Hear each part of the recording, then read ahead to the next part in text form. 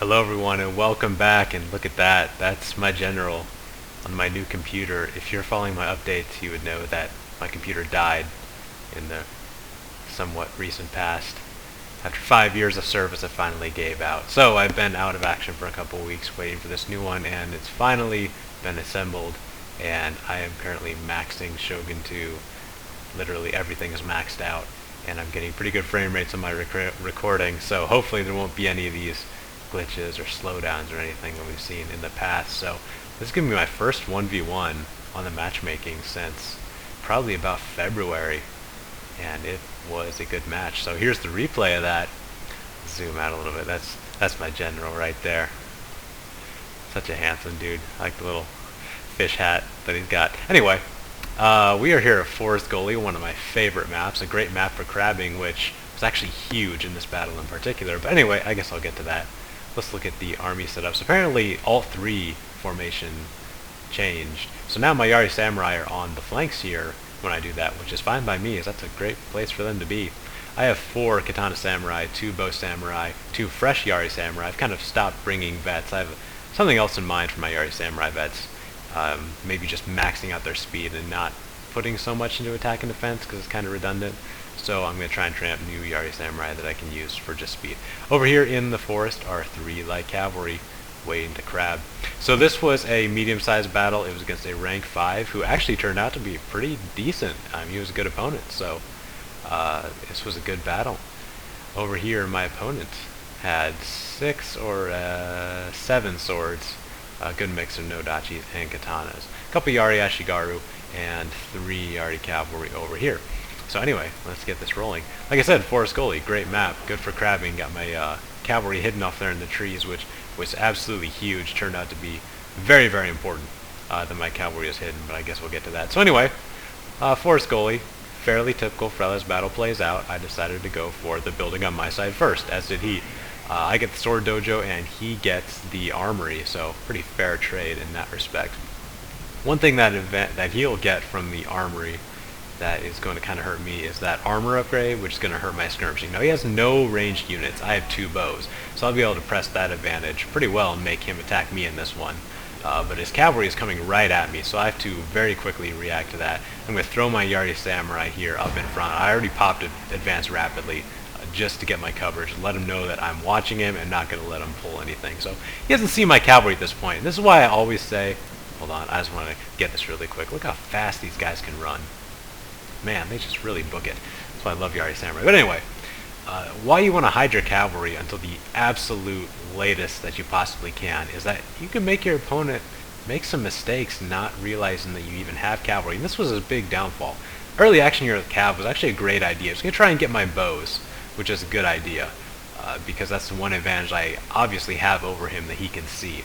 If he can take my bows out, he has probably a infantry advantage in numbers at least, even though my katana line's pretty elite.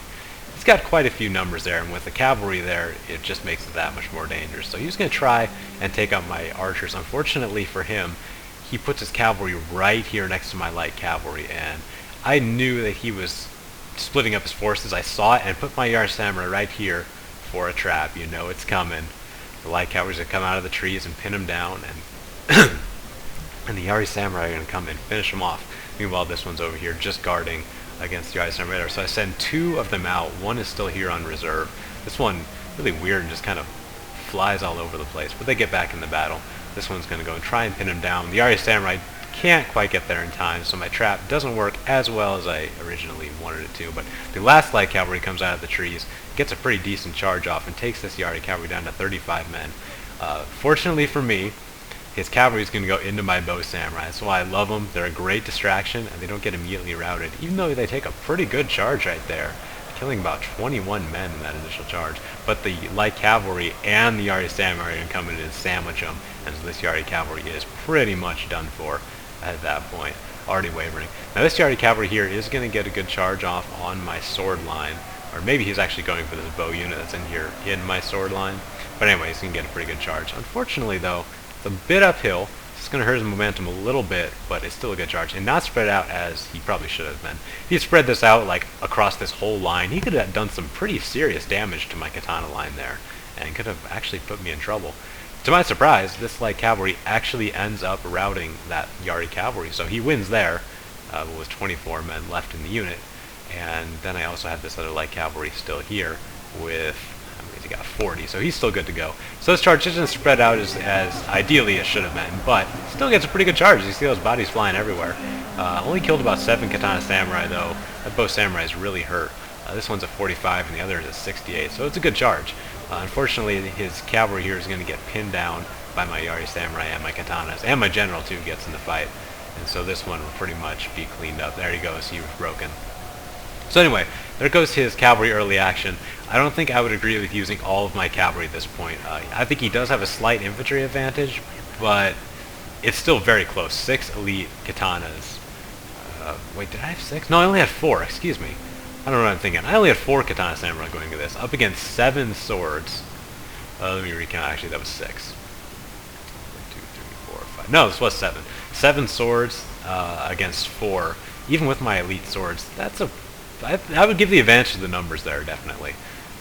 So keeping 1 or 2 cavalry might have been good, especially after I'd revealed my light cavalry. Should have maybe pulled back and reassessed the strategy, as my light cavalry was able to pin down his Yaris and get him off the field. So he has no cavalry left on the field. All of his cavalry units have shattered, so they're gone completely. Now it's up to me to figure out how I'm going to take this attack, because I know he's going to attack me. I have the bows. I'm going to start skirmishing as soon as I can get my bows up there.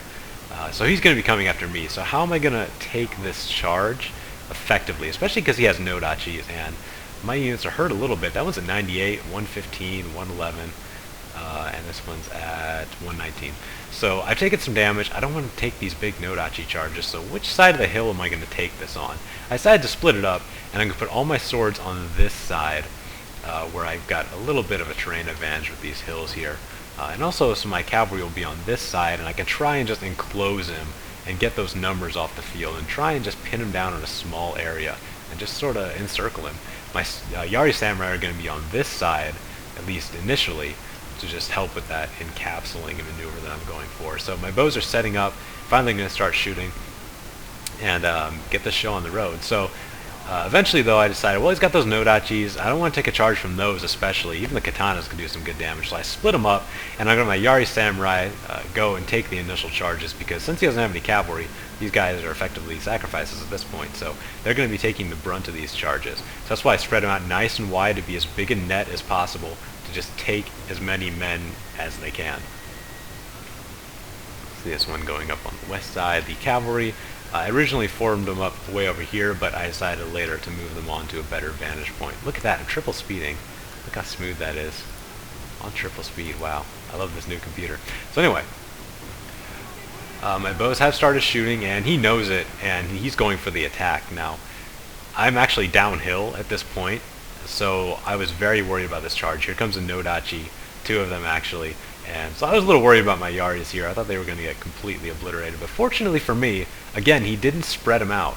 So they're very compact here, and only this front line here is going to get a decent charge off. So once again, not taking an advantage of his charges as he should have, though he did bonsai, so that is good.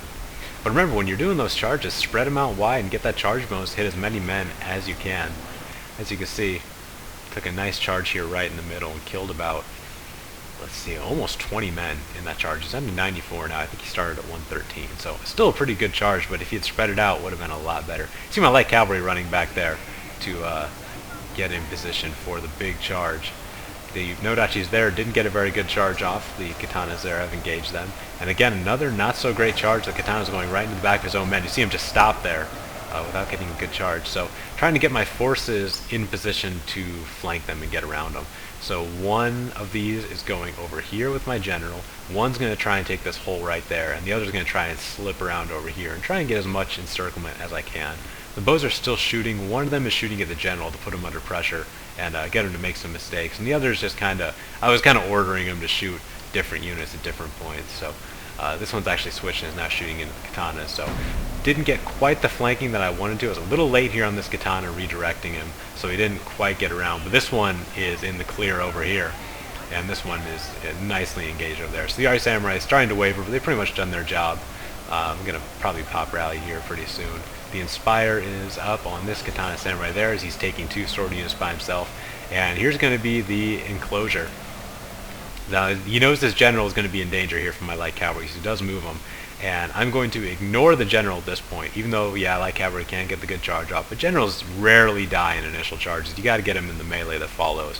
And light cavalry really aren't good at that. And I decide that since his infantry is so blobbed up here, one charge could just send a mass rout down. I can hit pretty much all of his units. So I'm going to go straight for the infantry with my cavalry. General's up here and is going to hit this section right there. The light cavalry is going to hit the big blob in the middle. My general bonsais, and there he goes, a melee general into the fight. Gets a pretty decent downhill charge, but not quite as effective as I thought it'd be. This light cavalry here bypasses the general. A few get stuck, but the rest hit home right here on this blob. Send one unit routing and the others into wavering. Fire attack there from the bows is going to clean up that chunk right there. This other light cavalry came and cleaned up this unit, but the Arya Samurai did a good job of tanking there, and will now push on to the Arya Ashigaru.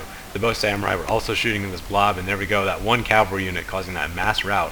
That's what's so great about light cavalry. Cavalry is there for a shock effect. Yes, they can do really good damage and kill people, but their main value comes from that shock value. So even light cavalry with their pathetic stats have a good charge and can cause that morale shock that'll win you the game.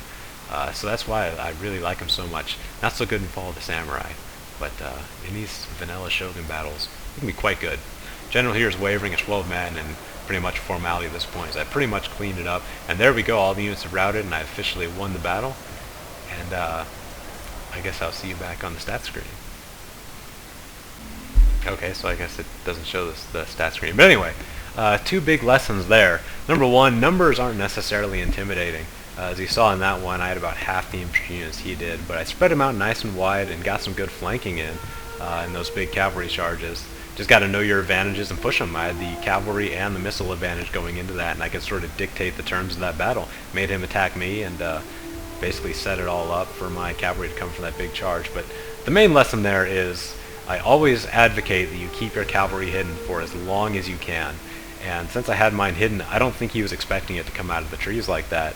He was probably expecting an easy run in with his cavalry there and do some early damage, but it didn't work out like that because I had him hidden. So the longer you can keep your forces hidden from your enemy, the less time you'll have to take account of them. And so I think he got a little flustered when he saw that cavalry come out of the tree. So thanks for watching, everybody, and I'll see you all on the next battle.